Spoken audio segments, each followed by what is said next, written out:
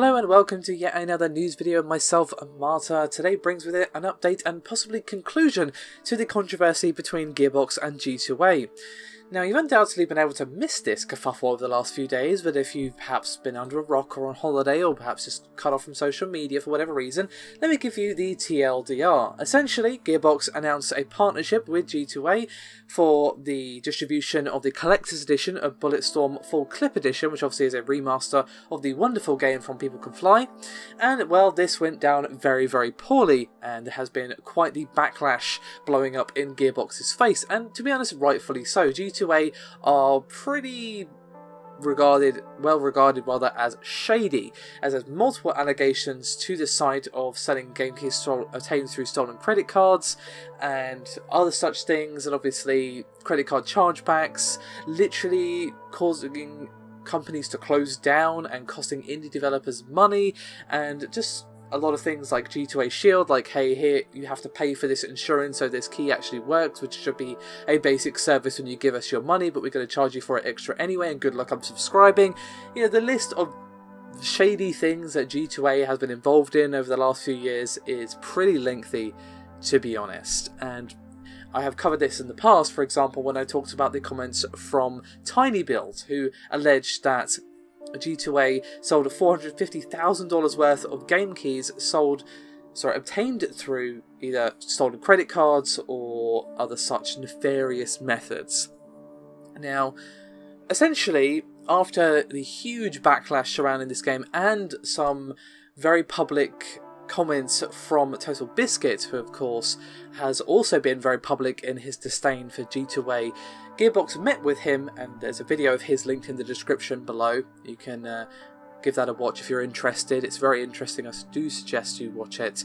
Basically, they had a chat with him over the phone, and he explained, you know, why he's saying the things he was, and proved his allegations with various links and so on. And again, he's provided them in his video, so do check it out if you haven't seen it.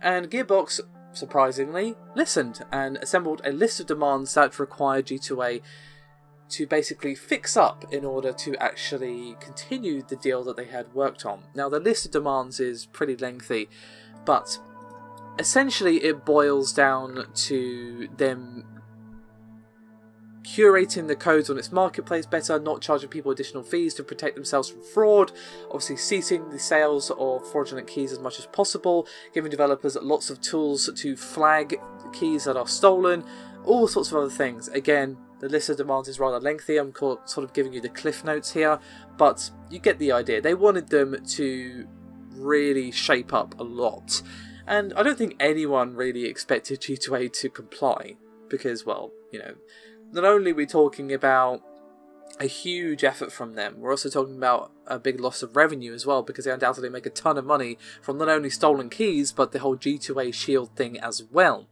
Now, unsurprisingly, G2A did not meet this list of criteria ahead of the launch of Bulletstorm Full Clip Edition, so, unsurprisingly, the deal's off.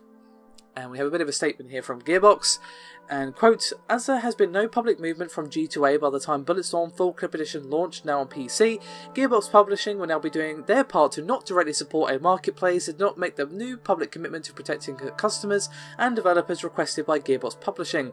We do not control G2A's marketplace of where they may obtain keys from parties outside of Gearbox Publishing, but we can confirm today we have begun executing on our extraction process."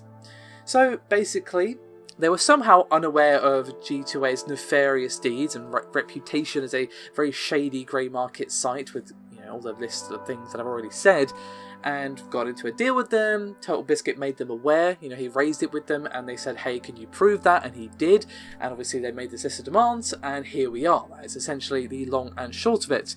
Now, this is not surprising, to be honest. I don't think anyone expected them to actually be like, okay, Mr. Gearbox, I'll do what you say, because, you know, while the deal with them was probably lucrative, it's probably not even a shade on what they would lose if they actually listened to these demands.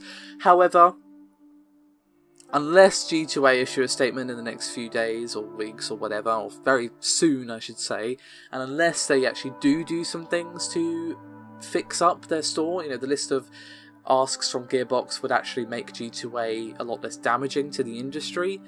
If they did some of these things or all of these things, great, but to be honest, I don't expect that to happen, and I think this fully solidifies G2A as, well, the token efforts to maintain a legitimate image are pretty much just that. In all honesty, if they truly had an interest in becoming legitimate, they probably would have done this. Now, I don't think Gearbox expected them to do all of this in time, but if they'd said publicly, okay, we'll do it, then, you know, and signed a contract saying as much, then we probably would be having this discussion.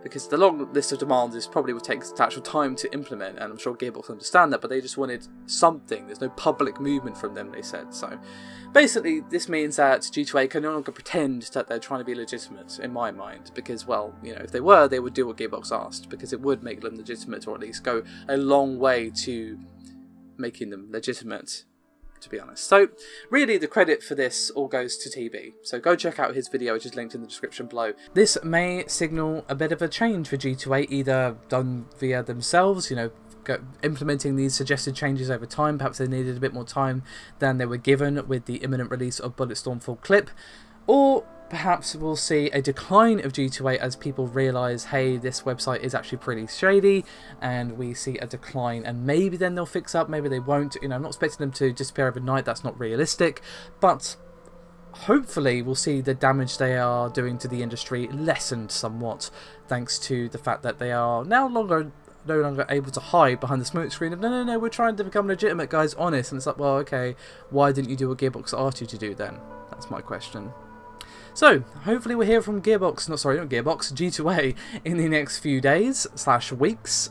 I hope to get some sort of statement from them why they didn't do this, but regardless, thank you very much for watching. I'll see you next time.